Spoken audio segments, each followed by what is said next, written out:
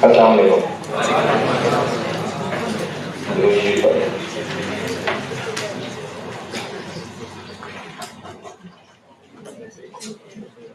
सवाल दिया था, क्वेश्चन नंबर 8 का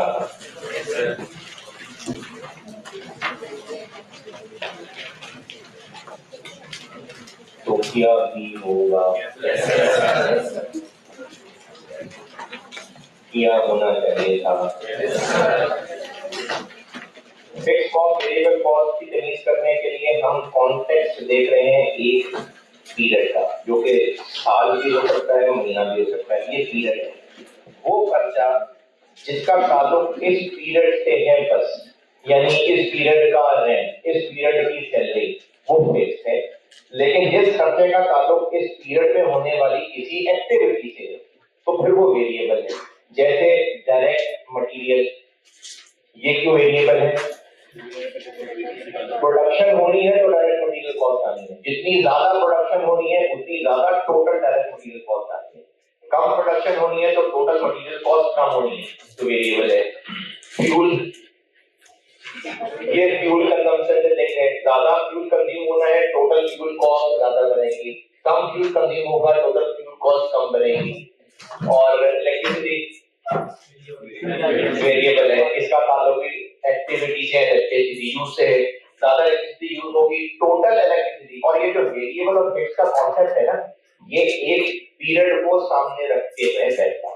वरना अगर आप कहें कि 2021 में रेंट और था, 22 में और है, 23 में और है, तो वेरिएबल हो गया नहीं।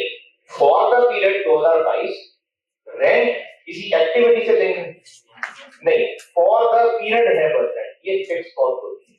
उसके अलावा जैसे जैसे आगे चलते जाएंगे ना, ये होगा इंशाल्लाह और बेहतर होगा। फिर भी अभी कोशिश तो चलो मैंने की है। फिक्स्ड और वेरिएबल कॉस्ट में कोई कंफ्यूजन है तो बताइए। जो मुझे लगता है कंफ्यूजन हो सकती है वो मैं दोहरा देता हूँ। इसमें बात होकर कंफ्यूजन होती है कि जो मैंने सवाल लिखाया था उसमें मैंने कहा था कि फ्यूल 200 रुपए पर लीटर, पता नहीं शायद 200 बोला था। तो अब उसमें कंफ्यूजन ये हो सकती है कि ये तो सर 200 पर लीटर ही है, थोड़े डलवाएं ज्यादा डलवाएं, 200 पर लीटर ही है, तो फिक्स हो गया। ये जो फिक्स और वेरिएबल है ना, ये टोटल फॉर द पीरियड का कॉस्ट। पर यूनिट वेरिएबल तो एक कांस्टेंट चीज ही होगी। ये जो वेरिएबल कॉस्ट है, ये किसने वैसे बात काम की है कि जो वेरिएबल कॉस्ट होती है जनरली वो पर यूनिट एक कांस्टेंट फिगर ही होती है। Variable cost generally per unit एक कांस्टेंट फिगर होती है। यानी डायरेक्ट मटेरियल कॉस्ट अगर मैंने 40 रुपए पर यूनिट कहा था तो वो 40 रुपए पर यूनिट ही है। 10 यूनिट्स बनाए तो भी 40 रुपए पर यूनिट है, 50 यूनिट बनाए तो भी 40 रुपए पर यूनिट है। 40 पर यूनिट की फायदा है डायरेक्ट मटेरियल को। क्लास में जो सवाल किया था 40 पर यूनिट था, तो 100 यूनिट्स बनाएंगे तो भी 40 पर यूनिट है, 1000 यूनिट बनाएंगे तो भी 40 पर यूनिट है।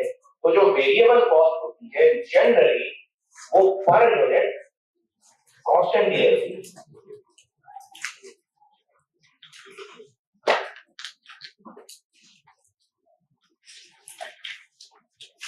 उसको वेरिएबल इसलिए कहते हैं कि वो एक एक्टिविटी से लिंक है, और फॉर द पीरियड अगर वो एक्टिविटी और ज्यादा हुई होती तो ये टोटल कॉस्ट और ज्यादा हो गई होती। अगर ये एक्टिविटी कम हुई होती तो ये total cost for the period और कम हो गई होती। इसलिए इसको वेरिएबल कहते हैं, क्योंकि एक्टिविटी के साथ लेके वेरी करते हैं। Variable cost generally per unit एक कांस्टेंट चीज है। इसको वेरिएबल इसलिए कहते हैं, वेरिएबल, वेरीड नहीं, वेरिएबल कि ये एक्टिविटी से लिंक है। उस पीरियड में अगर एक्टिविटी और ज्यादा हुई होती तो ये टोटल और ज्यादा हो जाता, अगर एक्टिविटी कम हुई होती तो ये टोटल कम हो जाता। जैसे मैंने जो एक फॉर द ईयर का सवाल क्लास में दिखाया था, उसमें फ्यूल कॉस्ट 200 रुपए पर लीटर थी।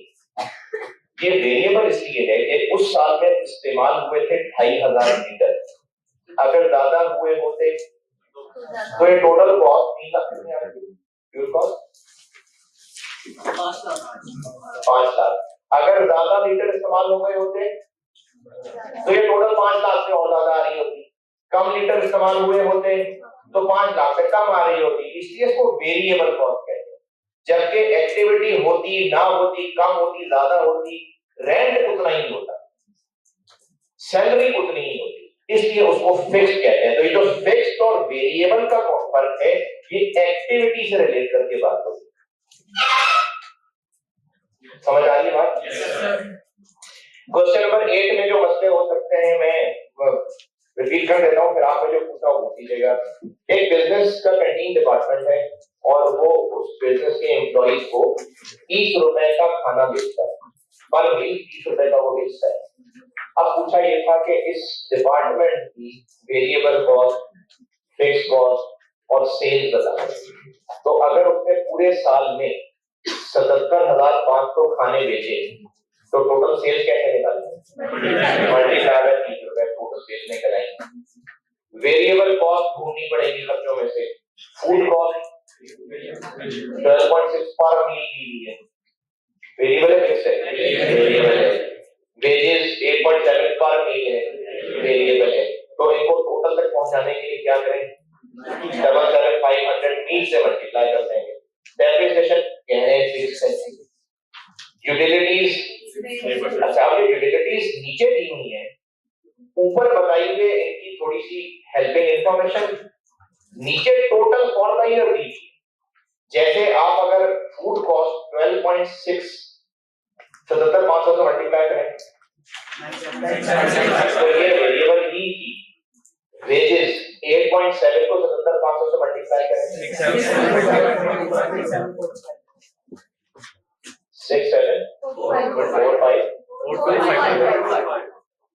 425 ये बना है 0। 77,500 इंटू 8.7 ये है। लेकिन जो टोटल खर्चा नीचे दिया हुआ है वेजेस का वो दिया हुआ है 774। तो ये क्या कोई गलती होगी? कोई फिक्स्ड भी होगी, क्योंकि वेरिएबल ये है तो फिर कुछ फिक्स्ड भी होगी। वो कितनी होगी? कैसे?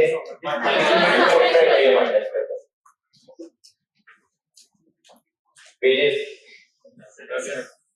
सब लोगों से हो गया? सच्ची? यार मैं बहुत मुतासिर होता जा रहा हूँ आप लोगों से, मैं बहुत खुश हूँ आप लोगों से। तो सर्टिफिकेट दे देना यार, मैं पास हो जाना था। वापस आप तो बाहर से आए हैं, कूलिंग ठीक है? हाँ सही है सर। मेरे ख्याल में पहली क्लास में अच्छी थी, उसके बाद तो गर्मी में इतनी टाइम नहीं होता है, वो रश उससे शोर हो जाएगा। ठीक है कूलिंग?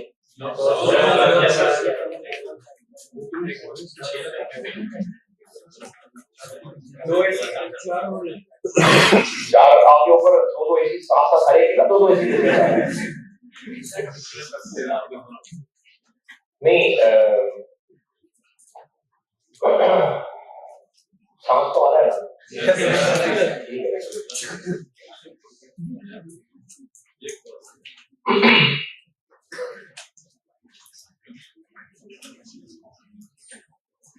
अच्छा जी, डेप्रिसिएशन 25,000 के बारे में ऊपर ही बता दिया था, ये तो फिक्स ही है सर। तो ये 25,000 सब फिक्स है। यूटिलिटीज ऊपर कहा था कि वेरिएबल पोर्शन जो है ना वो सेल्स का 6% है। तो अब ये 6% ऑफ सेल है, टोटल तक कैसे पहुंचे? 6% इनटू सेल, तो उसका आंसर क्या आएगा? तो क्या होगा? वो यूटिलिटीज होगी जो वेरिएबल है, कुछ फिक्स भी हो सकती है। वो कैसे पता चलेगी? 168 में से माइनस। यार ये सबसे हो गई ये बात? नहीं हुआ ना? आप भी नहीं समझ आ रहे? सही है। इसी तरह से मेंटेनेंस भी है कि जो 3% ऑफ सेल्स लगा के आंसर आएगा वो वेरिएबल मेंटेनेंस कॉस्ट है, लेकिन टोटल जो दी है वो ज्यादा है। तो फिर वो क्यों ज्यादा है? हो सकता है वो फिक्स मेंटेनेंस भी हो। अच्छा, फिक्स मेंटेनेंस कॉस्ट या फिक्स यूटिलिटीज होंगी क्यों? फिक्स मेंटेनेंस की मिसाल ऐसे समझ लीजिए कि ये मेंटेनेंस होती होगी मशीनरीज की, तो एक तो होगी कि जो मशीनें जितनी ज्यादा इस्तेमाल होंगी मेंटेनेंस उतनी ज्यादा होगी। कुछ ऐसी भी हो सकती है कि वो हर साल होती है, यानी एक एनुअल स्केड्यूल्ड सफाई होती हो, तो वो फिक्स कॉस्ट हो जाएगी फॉर द ईयर। ये मशीनें चलती हैं या ना चलती, साल में एक दफा उनकी प्लान मेंटेनेंस सफाई होती, वो हो सकता है फिक्स मेंटेनेंस हो। लेकिन मशीनें बाइक जिनके पास हो, बाइक जितनी ज्यादा चलाएंगे उतनी ही जल्दी ट्यूनिंग वगैरह करवानी पड़ेगी। लेकिन अगर आप बाइक बिल्कुल ही ना चलाएं, फिर भी साल में एक दफा शायद उसकी सर्विस करवानी पड़ जाए। गाड़ी की मिसाल लेता हूं, जितनी ज्यादा गाड़ी चलाएंगे उतनी ज्यादा मेंटेनेंस करानी पड़ेगी। फिर भी हो सकता है साल बाद चाहे गाड़ी चले ना चले उसका फिल्टर शायद चेंज करवाना पड़ ही जाए, फिर भी ये फिक्स तरह की मेंटेनेंस कॉस्ट हो। तो सवाल में इसको कैसे पहचानेंगे? उन्होंने लिखा है ब्रैकेट में वेरिएबल पोर्शन, तो इससे क्या पता चलता है? ये कुछ फिक्स भी हो सकता है। तो इसके जो नीचे टोटल खर्चे दिए हुए हैं उनमें से ये वेरिएबल यूटिलिटीज और मेंटेनेंस वेरिएबल माइनस कर देंगे तो बाकी फिर फिक्स्ड मेंटेनेंस और फिक्स्ड यूटिलिटी करते हैं। और इंश्योरेंस कह दिया सारी फिक्स। आपने और जो भी पूछना है पूछें। अगर वेरिएबल पोर्शन अगर ज्यादा आ जाए नहीं हो सकता, टोटल खर्चा देखिए, खर्चा या फिक्स होगा या वेरिएबल होगा, ये लास्ट में ये बात है ना कि क्लासिफिकेशन वेरिएबल है या फिक्स है। तो अगर वेरिएबल इतनी है तो या तो फिक्स होगी या नहीं होगी, टोटल वेरिएबल से कम भी हो सकती है। ये वेरिएबल कॉस्ट वेजेस 8.7 मल्टीप्लाई किया तो 10,500 तो 674 आ गया। टोटल वेजेस इससे कम कैसे हो सकते? या तो फिक्स नहीं होंगी तो बस यही वेजेस हैं, या तो 2-4 सुपरवाइजर भी रखे होंगे तो वेजेस कॉस्ट और बढ़ जाएगी ना, तो इससे कम नहीं हो सकता था। और बताइए आपने जो पूछा है। ये जैसे यूटिलिटीज और मेंटेनेंस का और variable portion 6% of sale, second impact हम 94% ऑफ सेल। सेकंड इम्पैक्ट वाली बात तो हम एटलीस्ट तो नहीं कर रहे, तो सेकंड इम्पैक्ट आपने पूछा है, उसने वेरिएबल पोर्शन को एक स्पेसिफाई कर दिया है। उसने कहा कि ये जो टोटल मेंटेनेंस आपको लिखा नजर आ रहा है ना, वन कितना है मेंटेनेंस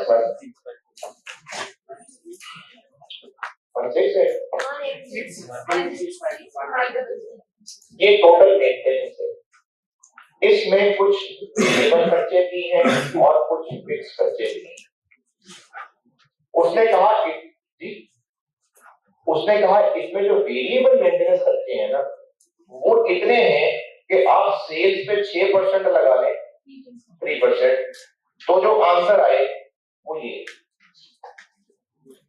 अच्छा ये हाँ, ये जो लिखा हुआ है ना सेल्स का 3%, इसका ये मतलब है कि टोटल सेल्स में से 3% मेंटेनेंस है और बाकी सेल्स उसमें से नहीं है, वो तो एक चीज को रिलेट किया गया है। जैसे अगर कहें कि ये जो इस वक्त क्लास में स्टूडेंट बैठे हुए हैं, क्लास में इस वक्त जितने स्टूडेंट्स बैठे हुए हैं, जंगल में जितने बंदर हैं ये उनके 10% के बराबर है, तो इसका मतलब है कि बंदरों में से 10% आगे बैठे हैं, वो 10% ऑफ ऑल बंदर्स के बराबर है। तो ये तो जस्ट एक रिलेशनशिप है कि उसका जो आंसर निकलेगा बस इतने ही बच्चे बैठे हैं। तो ये जो कहा है ना 3% ऑफ सेल्स मेंटेनेंस है, इसका मतलब ये नहीं है कि सेल्स में से 3% मेंटेनेंस है तो बाकी सेल्स है, नहीं, ये जस्ट एक रिलेशन बनाया है। तो इसकी मेंटेनेंस वेरिएबल की अमाउंट निकलेगी जब आप इसके ऊपर 3% लगाएंगे, जो आंसर आ जाएगा 750। तो मेंटेनेंस में कुछ खर्चे वेरिएबल होते होंगे, कुछ फिक्स्ड होते होंगे, तो आपको टोटल पता है, वेरिएबल कैलकुलेट कर लिए तो बाकी फिक्स्ड होंगे। जी और जी सर अगर ऊपर वेज में पर वीक बजाय टोटल कॉस्ट दे दो फिर आप नहीं, ऊपर जो लिस्ट है ना वो इनके बारे में जरूरी इंफॉर्मेशन दी है, खर्चों का टोटल फॉर द ईयर नीचे वाली लिस्ट में बताया है। अगर ऊपर वेजेस की तरह वेजेस में पर वीक ना होगा टोटल कॉस्ट फिर हम उसको फिक्स कॉस्ट ना शामिल करते नहीं देखो एक बात करें, क्वेश्चन 8 में एक ऊपर लिस्ट ऑफ आइटम्स है और एक नीचे लिस्ट ऑफ आइटम्स है। ये जो नीचे लिस्ट ऑफ आइटम्स है ना, ये उन्होंने टोटल फॉर द ईयर खर्चे बताए during the year 2018। Total 77,500 meals were served and costs were। तो ये नीचे वाली लिस्ट क्या है? ये फॉर द ईयर की टोटल कॉस्ट बताएंगे। अब इनमें से कौन सी वेरिएबल है, कौन सी फिक्स्ड है, इसके लिए आपको जो उन्होंने इंस्ट्रक्शन देनी थी वो ऊपर वाली लिस्ट में दी। तो ऊपर वाली लिस्ट में इंस्ट्रक्शंस हैं जिनको यूज करके आपने नीचे वाली लिस्ट में से पहचानना है कि इसमें वेरिएबल खर्चा कौन सा, फिक्स्ड कौन सा।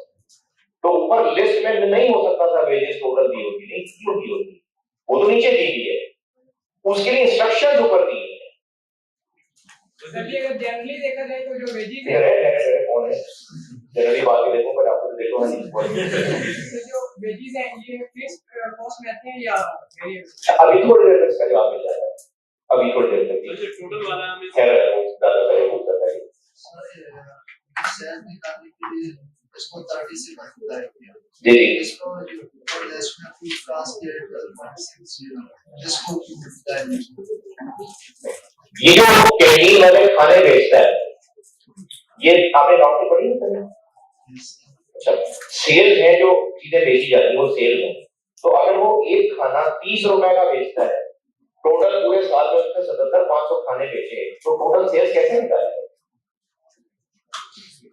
एक खाना 30 रुपए का बेचता है, टोटल 77,500 खाने बेचे, तो total sales for the year कैसे करेंगे? 30 को मल्टीप्लाई करेंगे। ऐसे ही है ना। अब आप दोबारा पूछिए जो पूछ रहे थे, तो जरूरत नहीं दोबारा पूछने की, हो गया जवाब नहीं।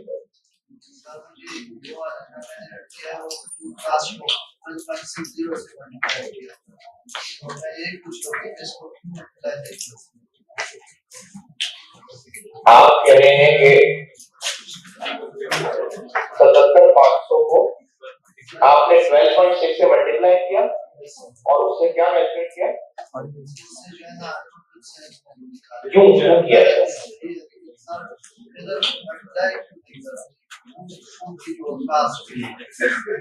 12.6 को आपने 77,500 से मल्टीप्लाई किया और आप इसको सेल कहना चाह रहे हैं, क्यों क्यों कह रहे हैं, क्यों लग रहा है ऐसा, कैसा हो रहा है?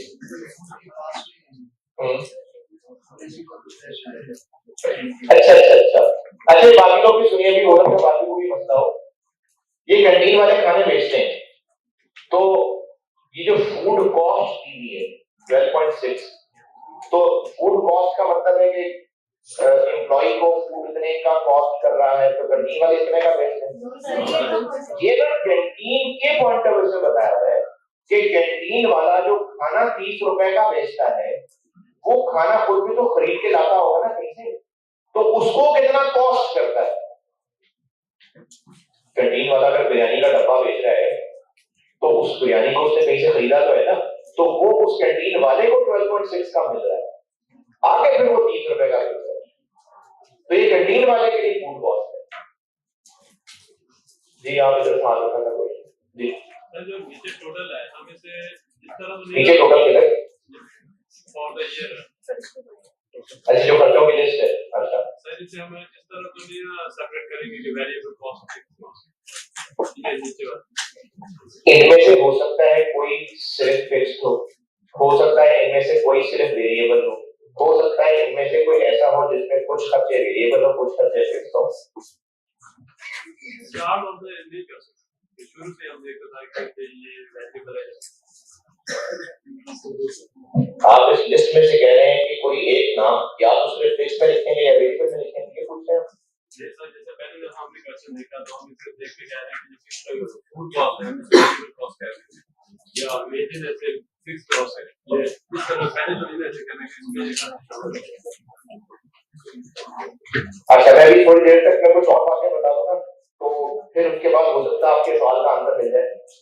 नहीं मिला तो दोबारा पूछिए। चलिए आगे चलते हैं कि और सवाल हो सकता है मेरे आगे बताने से क्लियर हो जाए।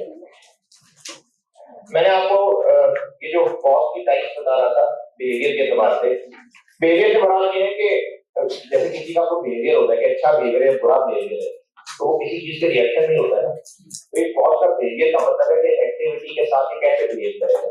एक्टिविटी कम होगी तो क्या बिहेवियर है, एक्टिविटी ज्यादा होगी तो क्या बिहेवियर है।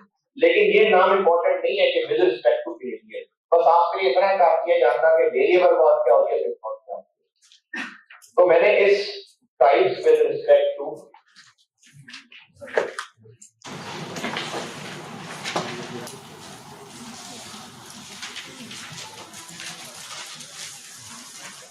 इसमें मैंने आपको एक बताया था वेरिएबल कॉस्ट,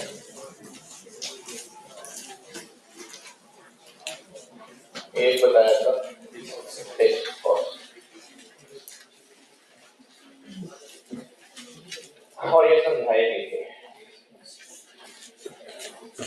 अच्छा, अब आपको फिर ये सवाल दिया और उसमें एक चीज आपको खुद करके रियलाइज हुई जो मैं अब लिख रहा हूं, सेमी वेरिएबल कॉस्ट। कुछ आइटम ऐसी होती हैं जिसमें दोनों कंपोनेंट्स पाए जाएंगे, कुछ खर्चे बाय नेचर ऐसे होंगे कि उनमें दोनों पोर्शन हो सकते हैं, इसको सेमी वेरिएबल कॉस्ट है। लेकिन आप अगले चैप्टर में जाके सीखेंगे कि हमने इसको भी ना तोड़ अल्टीमेटली देना ही है। ये मैंने आपसे सवाल से करवाना था।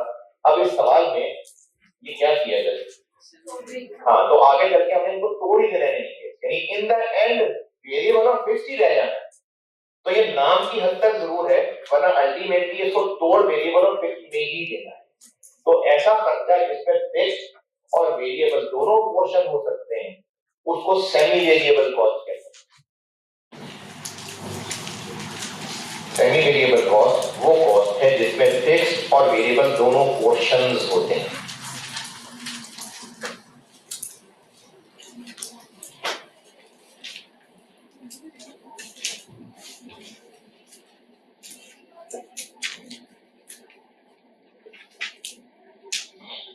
वो कॉस्ट है जिसमें दोनों पोर्शन है, वेरिएबल भी और फिक्स्ड भी।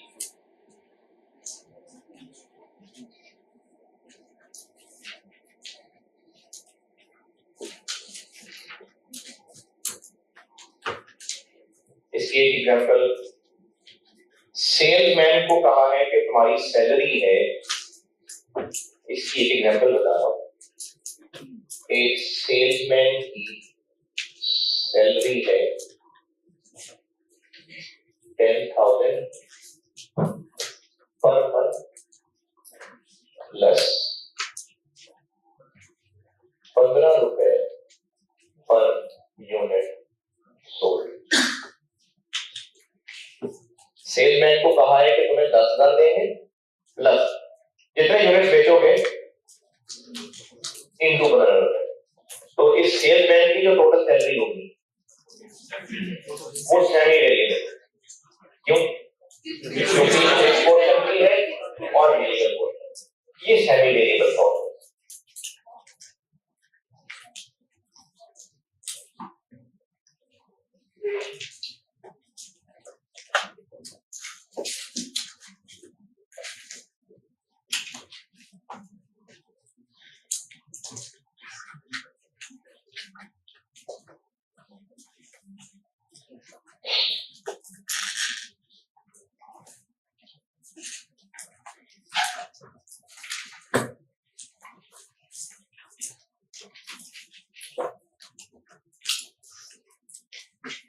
तो ये जो मेंटेनेंस कॉस्ट थी, हो सकता है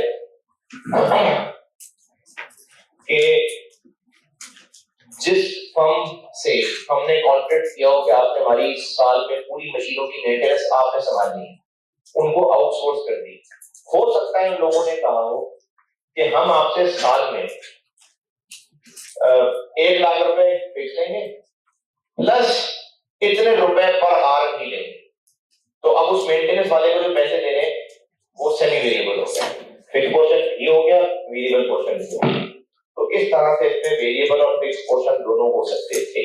अब सवाल में कैसे पता चलना था, ये आपको जो ऊपर लिस्ट में इंफॉर्मेशन दी गई है इससे ही पता चलना था। जैसे आपने फूड कॉस्ट कैलकुलेट करके देखी और वो 976,500 ही बनी, तो इसका मतलब वो है सारी वेरिएबल, और जब वेजेस कैलकुलेट करके देखी तो वो इससे कम बनी, तो इसका मतलब था कि इसमें कुछ फिक्स भी होगी। जी आप बताएंगे सवाल, ठीक है।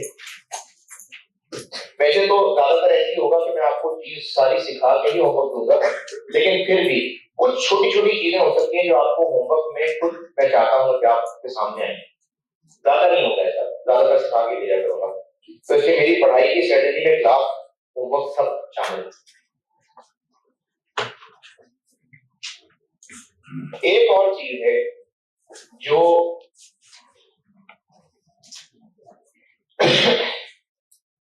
बहुत ज्यादा तो नहीं है, लेकिन कुछ क्लासेस आगे चल के, बल्कि काफी क्लासेस आगे चल के मैंने आपको ना एक हाइलो मेथड कराना है। मैं आगे जब पढ़ाऊंगा तो आपको तब बताऊंगा क्या होता है। वहां पर जरूरत पड़ सकती है चीजों की, वो होती है स्टेप कॉस्ट। स्टेप कॉस्ट भी कह सकते हैं, स्टेप फिक्स कॉस्ट भी कह सकते हैं। स्टेप फिक्स कॉस्ट, फिक्स के अलावा भी मतलब स्टेप कॉस्ट भी कह सकते हैं, लेकिन चूंकि फिक्स होती है नेचर में, इसलिए स्टेप फिक्स कॉस्ट।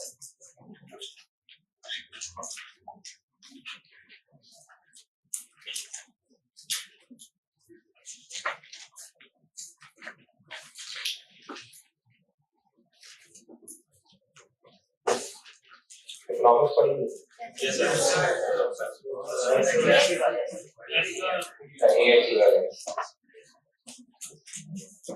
चलिए बचपन में कहीं किसी ना किसी लेवल पे तो शायद ग्राफ बनाई ही हो।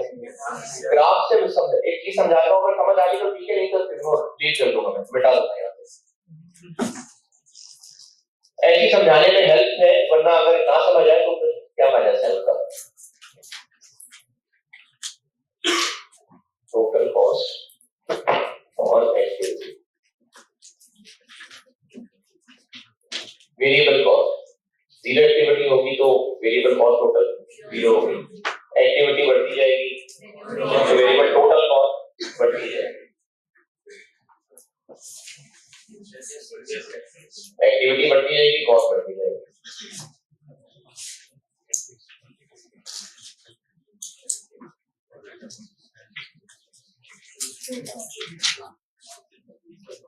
इस साल में एक्टिविटी कम होती, ज्यादा होती, और ज्यादा होती, और ज्यादा होती, फिक्स कॉस्ट में इतनी ही रहना, हर एक्टिविटी लेवल पे इतनी ही रहना।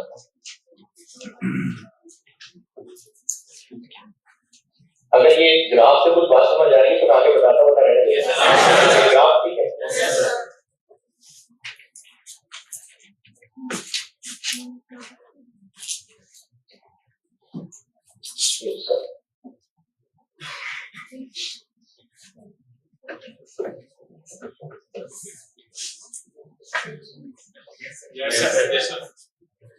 ये इसका टेक्स्ट क्वेश्चन,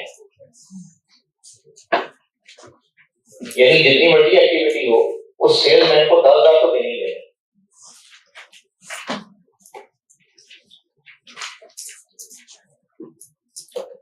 जितनी मर्जी यूनिट्स वो बेचे, 10,000 तो खर्चा होना ही होना है। फिर जितने ज्यादा यूनिट बेचता जाएगा उसकी सैलरी होगी।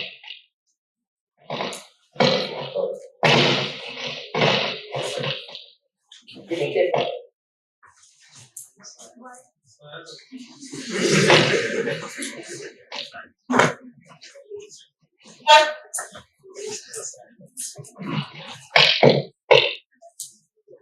उस स्पीकर के करीब आने। हाँ ये बैटरी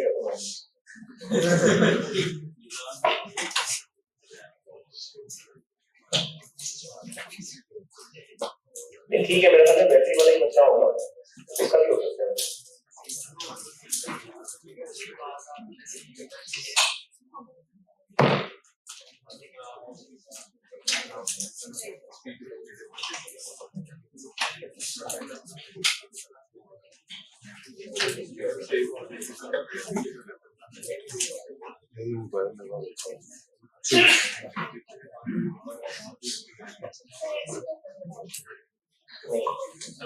सैलरी मतलब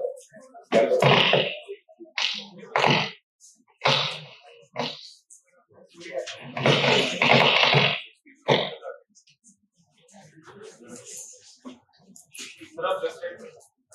है, मैं देख सकता हूं।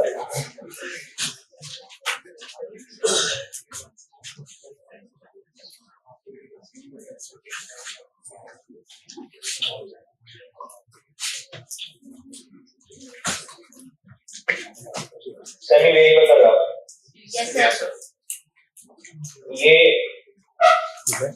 इधर से स्टार्ट हो रहा है, क्योंकि कोई एक्टिविटी नहीं होगी तो कॉस्ट भी जीरो होगी, लेकिन यहाँ पर एक्टिविटी ना भी हो फिर भी कुछ कॉस्ट तो होगी, उसके बाद टोटल बढ़ती जाएगी फिर एक्टिविटी बढ़ती जाएगी। स्टेप कॉस्ट का यहाँ बता रहा हूँ। स्टेप कॉस्ट का कॉन्सेप्ट ये है कि हमने ना स्टोर लिए होते हैं किराए पे, और तो स्टोर लिया किराए पे और ये इतनी कैपेसिटी है स्टोरेज की, और स्टोर का किराया है 50,000 रुपए। अब उस स्टोर में चीजें पूरे स्टोर में भरी हो, थोड़ी रखी हो, खाली स्टोर हो, किराया उतना ही रहेगा ना, ये फिक्स्ड है। लेकिन इस स्टोर की जो कि एक लिमिटेड कैपेसिटी है और उस बिजनेस की नेचर ये है कि जिस साल में काम ज्यादा होता है उस साल में फिर वो ज्यादा इसी तरह की और स्टोरेज किराए पे ले लेते हैं, कम होता है तो एक से भी काम चला लेते हैं। जैसे अगर किसी साल बिजनेस बहुत ज्यादा है, प्रोडक्शन बहुत ज्यादा की है, तो उनको हो सकता है एक और स्टोर किराए पे लेना पड़े। अच्छा, अब वो जो एक और स्टोर किराए पे लेना पड़ेगा वो 50,000 रुपए में एकदम से जंप होके 1 लाख हो जाएगा, क्योंकि एक पूरा स्टोर और ऐड हो गया। फिर अगर एक और लेना पड़ेगा तो एक और ऐड हो जाएगा। इस तरह की फिक्स्ड कॉस्ट को स्टेप कॉस्ट कहते हैं कि एक सर्टेन लेवल तक वो कॉस्ट फिक्स्ड है, लेकिन अगर उसमें मजीद एक्टिविटी बढ़ाई जाती तो एक एक यूनिट बढ़ने से तो खर्चा ना बढ़ता। जैसे अगर इस स्टोर की कैपेसिटी है कि इसमें 1000 बॉक्सेस आ सकते हैं, तो अगर 800 रखे हो तो 700 हो तो यही एक स्टोर है 50,000 रुपए। लेकिन जैसे ही वो हमें 1000 से अगर 5-10 भी और बढ़ाने पड़े तो फिर एक स्टोर और लेना पड़ जाएगा, तो उस खर्चे में 50,000 के साथ सीधा सीधा एकदम से 50,000 ऐड हो जाएगा। ये स्टेप कॉस्ट होती कि फॉर द पीरियड अगर एक्टिविटी और ज्यादा होती तो एक सर्टेन अमाउंट स्टेट एडिशन हो जाती, इसको स्टेप फिक्स कॉस्ट कहते हैं।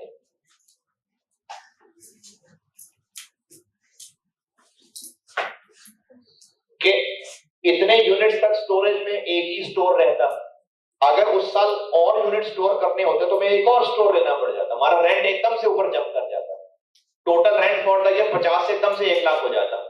फिर मजीद यूनिट्स भी बढ़ाते 1 लाख ही रहता, एक लेवल से और ज्यादा बढ़ाते तो वो फिर 1.5 लाख हो जाता, फिर एक लेवल तक वो 1.5 लाख ही काफी रहता, फिर अगर और एक्टिविटी बढ़ती वो 1.5 से 2 हो जाता। इसको स्टेप कॉस्ट कहते हैं। ये बहुत ज्यादा नहीं होते हैं, लेकिन कुछ कुछ हो सकती है, जिसकी मिसाल मैंने आपको यही स्टोर वाली दी है। एक सर्टेन स्टोरेज कैपेसिटी तक चाहिए था स्टोर रेंट पे फिक्स कॉस्ट है, अगर थोड़ी सी ज्यादा कैपेसिटी बढ़ानी पड़ी तो एक फुल स्टोर ही एज इट इज ऐड करना पड़ेगा, तो हमारी फिक्स कॉस्ट जंप कर जाएगी, फिर वो एक लेवल तक रहेगी। जैसे स्टेप्स होते हैं ना, सीढ़ियां एक लेवल तक बराबर है, फिर एकदम से वो ऐसे होता है, ये ढलवान नहीं, स्टेप्स एकदम से जंप करके ऊपर हो जाएगा, फिर एकदम से ऊपर हो जाएगा, इसको स्टेप कॉस्ट कहते हैं। इसकी बहुत ज्यादा मिसालें नहीं है, बहुत कम होती है, लेकिन यही मिसाल इसके लिए काफी है समझाने के लिए जो मैंने स्टोर की मिसाल दी।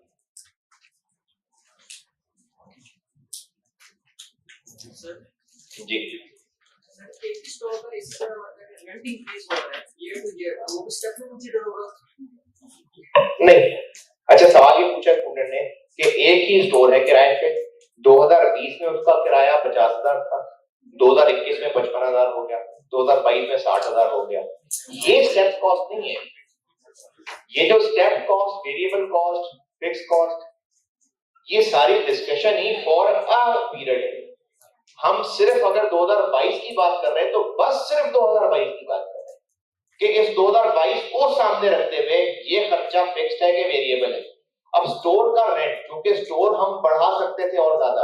अच्छा, ये चीज स्टूडेंट को डायरेक्टली नहीं पता चली, ये स्टूडेंट डायरेक्टली नहीं सोच सकता। स्टूडेंट को सवाल में डेटा बताएंगे तो स्टूडेंट को पता चलता है कि ये स्टेप कॉस्ट है।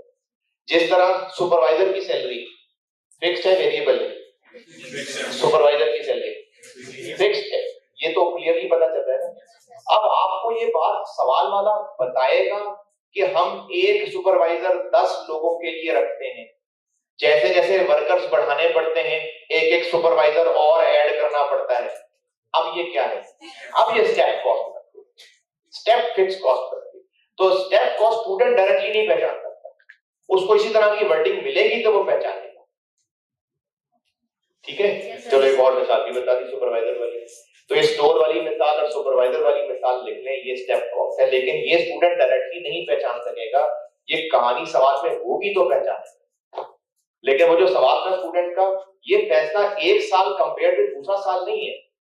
ये ऐसा नहीं है कि 2021 में रेंट इतना था, 22 में इतना हो गया तो ये स्टेप फिक्स का नहीं। ये फॉर अ गिवन पीरियड सारी बात होगी। अगर 2022 की बात हो रही है तो सिर्फ 2022 की बात हो रही है कि वो जो 2022 में बिल्डिंग का रेंट है वो एक फिक्स कॉस्ट है। वो जो 2022 में लेबर की कॉस्ट थी वो एक लेबर की वेरिएबल कॉस्ट थी। क्यों? क्योंकि अगर उसी साल में और ज्यादा काम कराया होता तो लेबर कॉस्ट टोटल और ज्यादा हो जाती, कम काम कराया होता तो टोटल लेबर कॉस्ट कम हो जाती, इसलिए ये वेरिएबल है। तो ये variable, fix, semi variable, step, ये सारी discussions for a given period होती है। जी स्टेप फिक्स कॉस्ट क्यों कह रहे हैं? हाँ जी, स्टेप फिक्स कॉस्ट क्यों कह रहे हैं जबकि उसके अंदर तो वेरिएबल का पोर्शन भी है? वेरिएबल का पोर्शन कैसे हुआ इसमें? सर ये एक्टिविटी के साथ इंक्रीज कर जाता है। अच्छा जी, बाकी लोग भी सुने, अच्छा सवाल है। एक्टिविटी के साथ इंक्रीज या डिक्रीज करना, इसको हम वेरिएबल कॉस्ट कहते हैं। वेरिएबल कॉस्ट वो है जिसमें एक्टिविटी का हर यूनिट इंक्रीज उसको अफेक्ट कर रहा हो। जैसे ये, बाकी लोग पहले सवाल समझें फिर मैं जवाब समझाता हूं। सवाल ये है कि इसको वेरिएबल कॉस्ट क्यों नहीं कहा? ये भी तो एक स्टोर और किराए पे लेंगे तो टोटल किराया बढ़ जाएगा, फिर एक और स्टोर किराए पे लेंगे तो टोटल किराया और बढ़ जाएगा। सुपरवाइजर की मिसाल, 10 वर्कर्स तक काम चल रहे हैं तो एक सुपरवाइजर, और वर्कर्स लाने पड़े और काम बढ़ गया तो और सुपरवाइजर लाना पड़ गया, और काम बढ़ गया तो और सुपरवाइजर लाना पड़ गया। तो ये तो फिक्स्ड नहीं, वेरिएबल हो गई है। एक्टिविटी बढ़ रही है तो खर्चा बढ़ रहा है। ये जो वेरिएबल कॉस्ट है ना, ये है कि ऐसा इसका एक्टिविटी से लिंक है कि एक्टिविटी का एक यूनिट भी और बढ़ेगा तो वेरिएबल टोटल कॉस्ट और बढ़ जाएगी। जैसे बिजली का बिल है, अब अगर वो बिजली का बिल 40 रुपए पर यूनिट है तो एक यूनिट कंज्यूम होगा तो 40 रुपए का बिल होगा, एक और होगा तो 80 रुपए हो जाए, एक और होगा तो 130 हो जाए। यानी एक्टिविटी का हर एक यूनिट उसको अफेक्ट कर रहा है। ये वेरिएबल कॉस्ट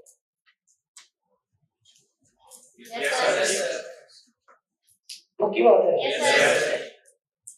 तो वेरिएबल कॉस्ट और स्टेप कॉस्ट फर्क ये है कि स्टेप कॉस्ट एक सर्टेन लेवल तक ऐसे ही रहनी है, फिर उससे बढ़ना है तो एकदम से जंप करनी है, जबकि वेरिएबल कॉस्ट हर नया यूनिट ऐड होगा तो खर्चा टोटल और बढ़ जाएगा।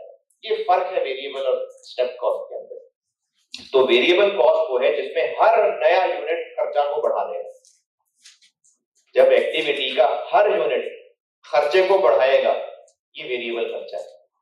अच्छा, मैंने मिसाल, मुझे लगता है मैंने आप लोगों को बता दी थी, अकाउंटिंग पढ़े हुए लोगों की बात कर रहा हूं। आर्स मेथड या यूनिट्स मेथड के तहत डेप्रिसिएशन निकली हुई है तो वो वेरिएबल है। क्यों वेरिएबल है? क्योंकि अगर एक आर भी और यूज होता तो डेप्रिसिएशन और बढ़ जाती, एक आर और यूज होता डेप्रिसिएशन और बढ़ जाती, इसलिए ये वेरिएबल खर्चा है। और स्ट्रेट लाइन डेप्रिसिएशन क्योंकि उस साल की फिगर वो उतनी ही है, चाहे मशीन ज्यादा यूज हो चाहे कम यूज हो, तो इसलिए स्टेप कॉस्ट और वेरिएबल कॉस्ट का फर्क है। Yes sir. क्वेश्चन नंबर 6 में आए। अच्छा, मैं बेसिक पे 4-5 दिन तो लगा रहा हूं कोशिश। अभी मैंने आपको परसेंटेज कैलकुलेशन भी रिवाइज करानी है। ये सारी मेहनत इसलिए कि आप कॉस्ट में चल जाए। इनमें जो कमी रह जाएगी ना उस पर मायूस नहीं होना, बस चलना शुरू कर देना, बेहतरी होती जाएगी साथ साथ। क्वेश्चन नंबर इसमें 6 पे आ जाएगी। फैक्ट्री ओवरहेड होते हैं वो हमेशा फिक्स कॉस्ट होते हैं। बिल्कुल नहीं। हमने कॉस्ट के टाइप्स पढ़ी थी, एक direct material, direct labour, FOH, और फिर उन्हीं सारे खर्चों को एक और तरीके से जब बांटा तो वेरिएबल, फिक्स्ड, सेमी वेरिएबल। लेकिन ये जो सेमी वेरिएबल है ना ये अल्टीमेटली रहनी कुछ नहीं है, ये किस में टूट जानी है, फिक्स्ड और वेरिएबल। तो बात फिर फिक्स्ड और वेरिएबल की रह जानी है। और step fixed cost, step fixed cost fixed है, तो इसलिए एंड में फिक्स्ड और वेरिएबल ही रह जाया करेगा। तो इसलिए मेरी बात वेरिएबल फिक्स्ड की हो रही है।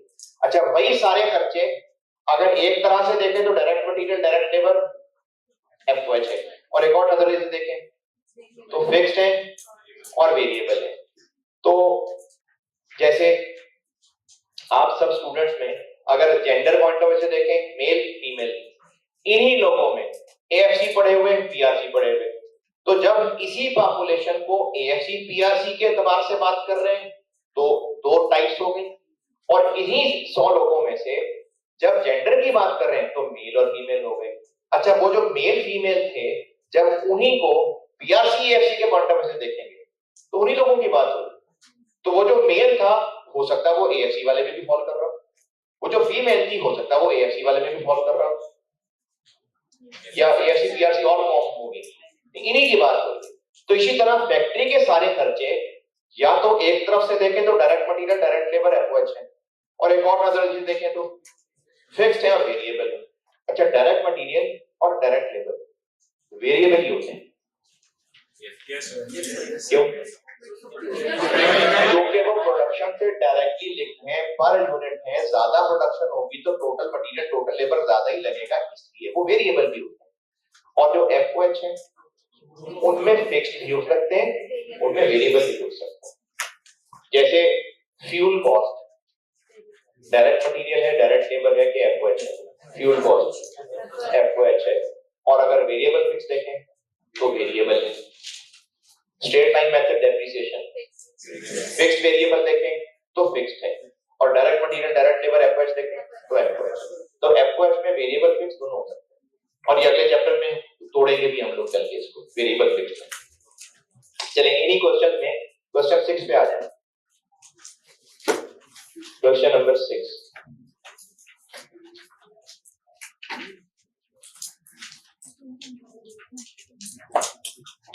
इसका पॉइंट 7 मैं समझाता हूं, बाकी आप ज़बानी सोचें और सॉल्यूशन देखते हैं। पॉइंट 7 मैं समझाता हूं।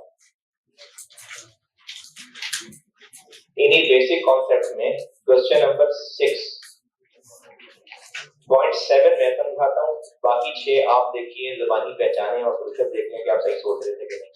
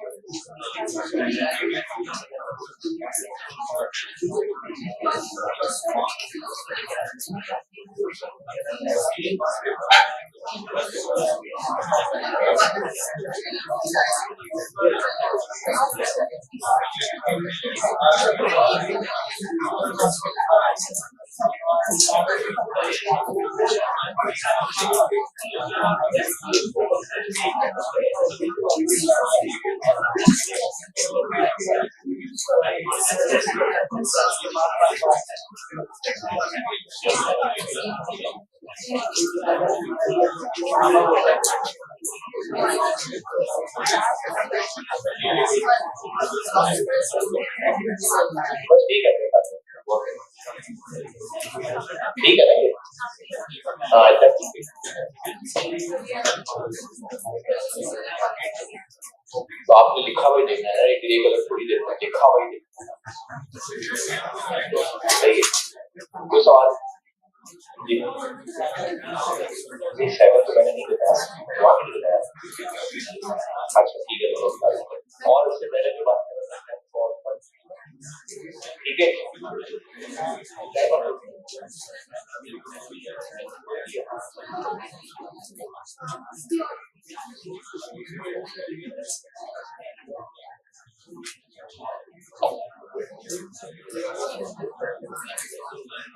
वालेकुम अस्सलाम।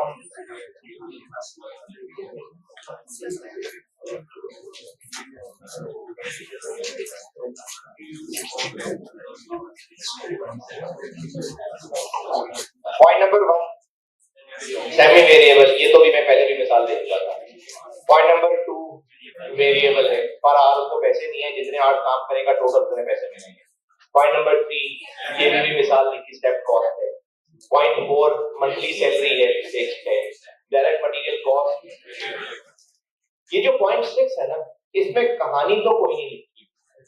वैसे तो कॉस्ट में उम्मीद नहीं है कि आपको ऐसा सवाल पूछें जैसा ये सवाल है, लेकिन पूछ भी सकते हैं, पूछ सकते हैं। जिस खर्चे के बारे में क्लियरली पता चल रहा है कि वो वेरिएबल है, वो वेरिएबल है। जिसमें क्लियरली पता चल रहा है स्टेप्ड है, फिक्स्ड है, वो स्टेप्ड और फिक्स्ड है। जिसमें क्लियरली आप दावे से नहीं कह सकते ना, वो सेमी वेरिएबल है।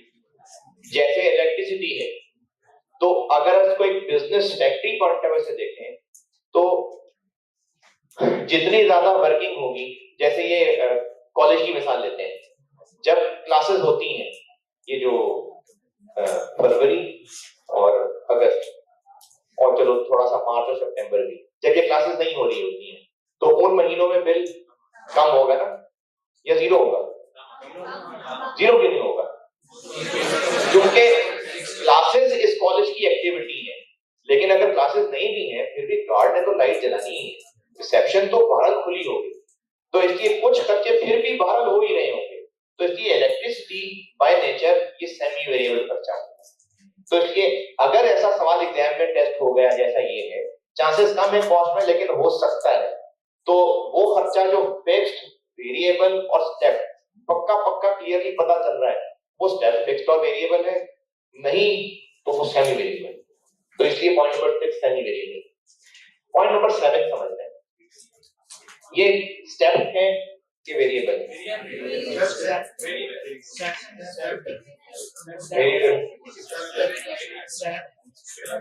फिक्स्ड है। अच्छा स्टेप क्यों?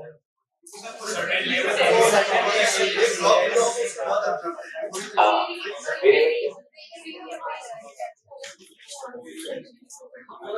लेकिन 2000 तक तो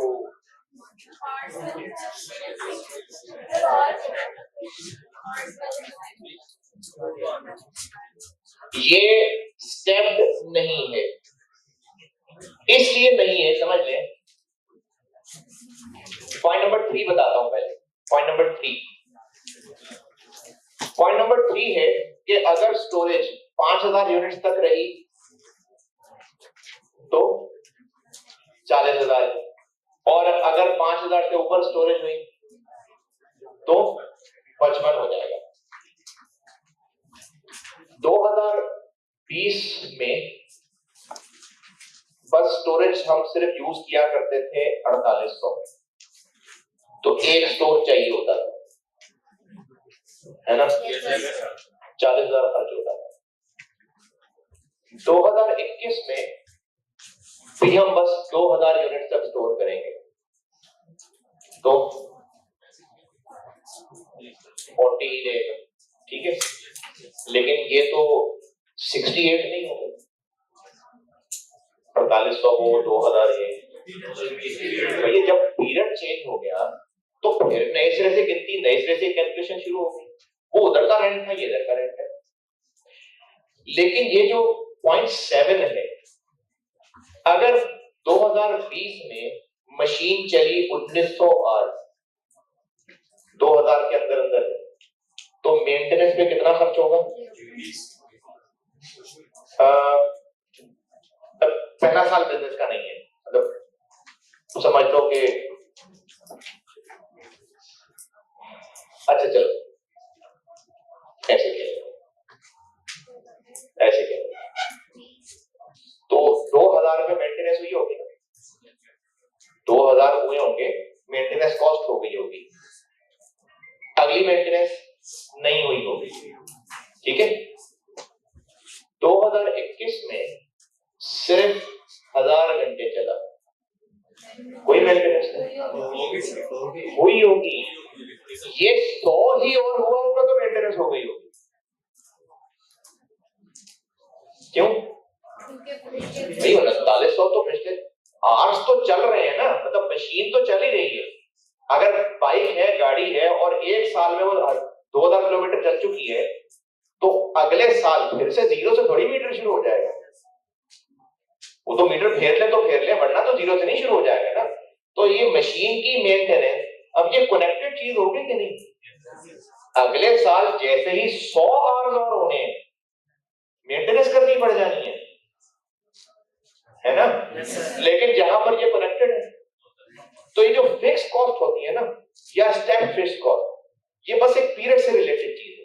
लेकिन जहां पर हर गुजरता किलोमीटर भी इफेक्ट डाल रहा है, और वो ऐसा नहीं कि 2020 खत्म तो किसका खत्म, 21 में जाके भी ये मैटर कर रहे हैं।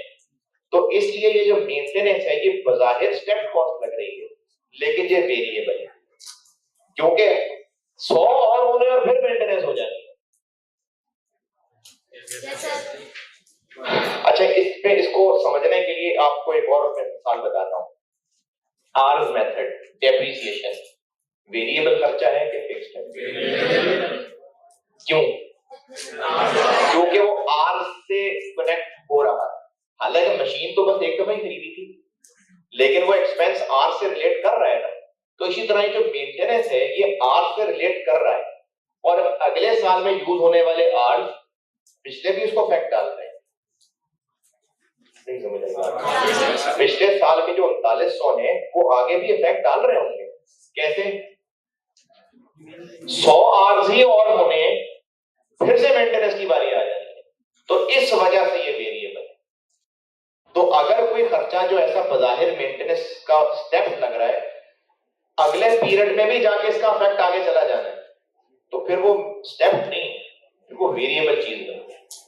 लेकिन इसकी ये क्वेश्चन 7 भी जल्दी से कर लें, इससे पहले कि ये समझ निकले। क्वेश्चन 7 भी करें तो उसमें ये बात और बेहतर हो जाएगी। क्वेश्चन 7 भी ऐसे ही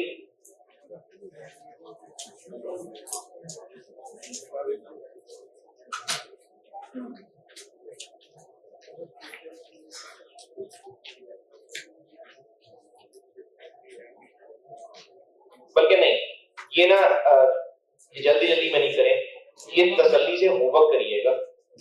ये मेरे क्लास के आमी कलमात नहीं है, क्लास अभी चल रही है।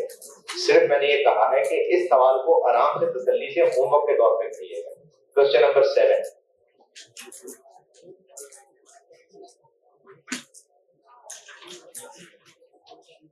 ये कॉस्ट की क्लासिफिकेशन बस बहुत है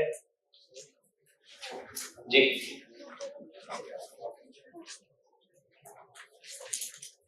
वाली मिसाल कौन सी?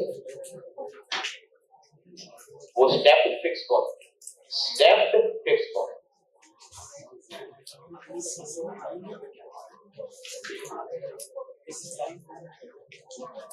हाँ फिक्स है, लेकिन स्टेप फिक्स है।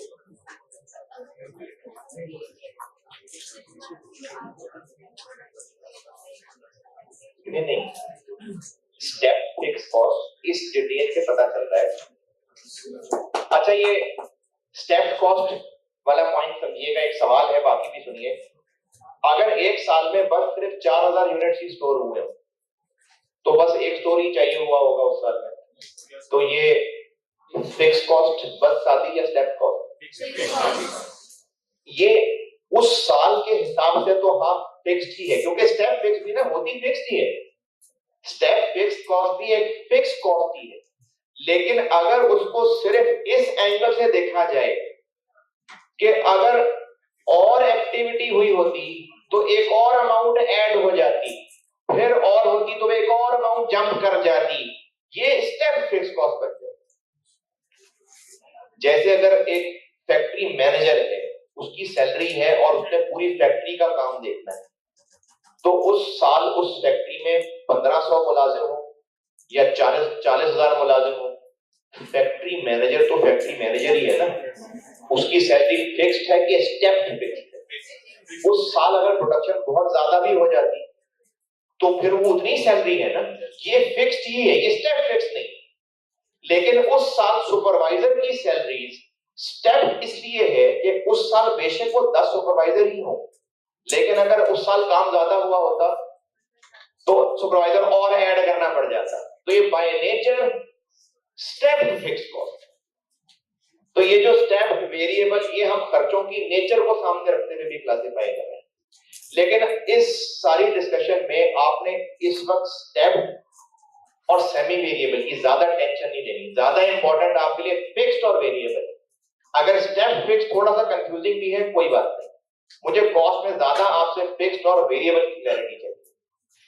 ये क्वेश्चन 7 करिएगा, फिर इसको भी करूंगा डिस्कस। ये कॉस्ट की क्लासिफिकेशन बस अपना कुछ कैलकुलेशन है, जो एक दो कैलकुलेशन अभी आप कर देंगे, फिर मंडे को थोड़ी चेक कर लूंगा, फिर मैं मंडे से इंशाल्लाह इन्वेंटरी वैल्यूएशन पे चला जाऊंगा। कुछ बेसिक कैलकुलेशंस कह लेता हूं, इनमें से काफी सारी आपने क्यूएम में भी की हुई हैं, और अगर नहीं तो बचपन में कभी जिंदगी में प्लस माइनस मल्टीप्लाई डिवाइड पढ़ाई है।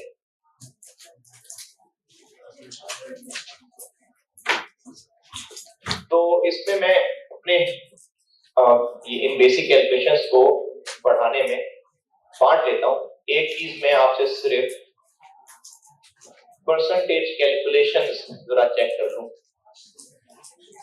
और इसमें मेरे पास नया सिखाने को नहीं है, मैं आपको सिर्फ चेक कर रहा हूं कि आपको ये चीजें, आपको रिवाइज करा रहा हूं, पहले आपको खुद रिकॉल हो जाएंगी चीजें। तो ये सवालों के साथ ही चलते हैं, इसमें सवाल लिखें।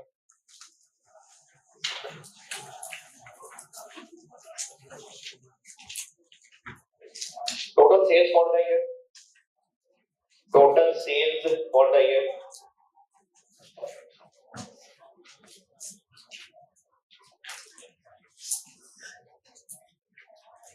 $540 million, $540 million, 540 million. और total commission for the year. Total commission for the year. 78 million.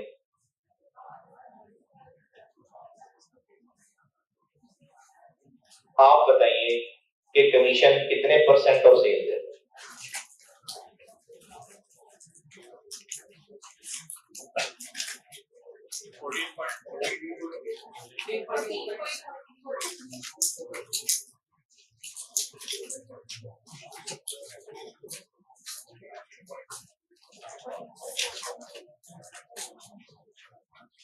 बाहर की शोर है।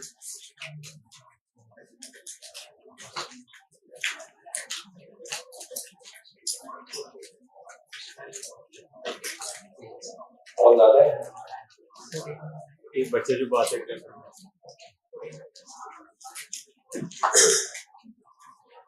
अपना गाड़ी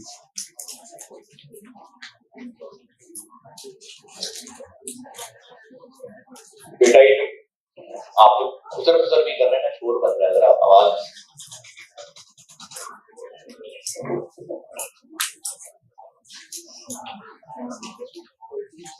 हाँ जी 78 कितने %? 14.4। आसान था ये है कॉस्ट का। अच्छा ये यही ना समझ आई अगर किसी कोई भी समझ नहीं तो वो क्लास से फारिग होकर ना मर जाएगा। 14.4%। एक और लिखें सवाल।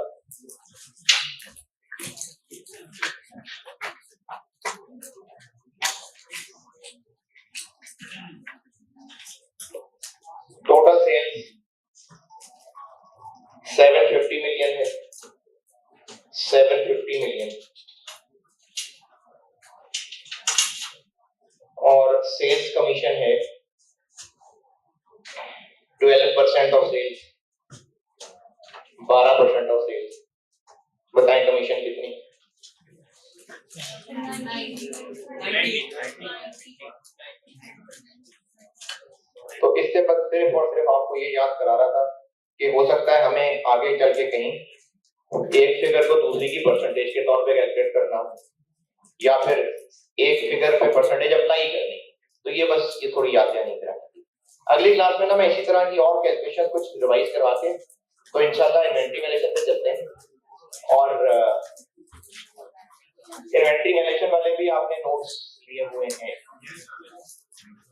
अच्छा मंडे को मेरे इल्म के मुताबिक बैक की बुक आ जाएगी। अगर नहीं आई तो जो सवाल मैंने पास पेपर्स के कराने हुआ करेंगे और किताब तब तक नहीं आई थी वो फिर मैं क्लास में कॉपी दे दिया करूँ, लेकिन बुक आ जाए तो फिर आप खरीद लें। ठीक है चलें।